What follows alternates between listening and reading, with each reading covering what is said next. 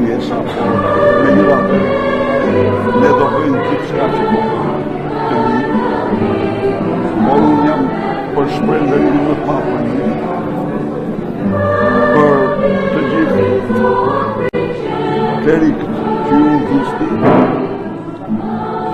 për punën e madhe të shkruar që bënë në vazhdim të veprës pavdekshme të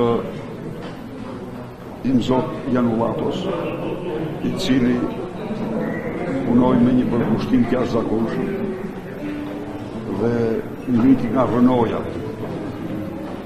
Historia e Krishtit të mbret është ripërsërit në Shqipëri,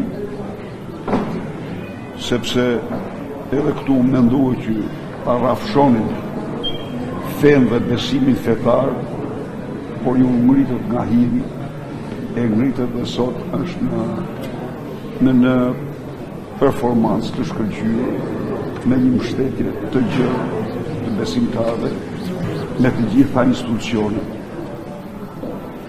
Nishohet shumë në Shqipëri, u përpoqen ta fshin dhe pluralizmin, por morën dhe do marrin atë që meritojnë.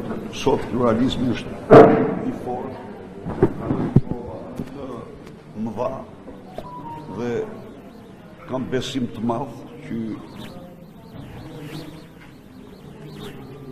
shpresa, optimizmi dhe ardhmja do të jenë ajo që meritojnë shqiptarët dhe do kenë shqiptarët. Pashka, kjo është shpresa e ngjalljes, po, dhe dëshmia e gjithmonë për të jetë gjithë së bashku e për të falë njëri tjetrin, sepse edhe Zoti në kryq i fali të gjithë të tjerët.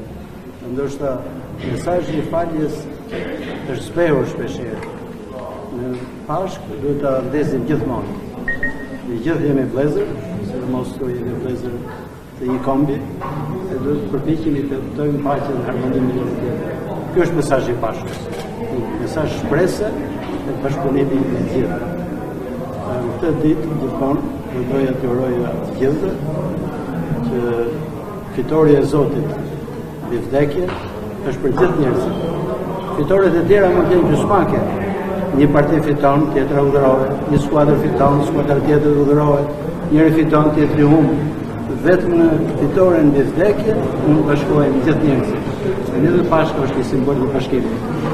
Gjithë ju uroj gëzuar për shumë vjet.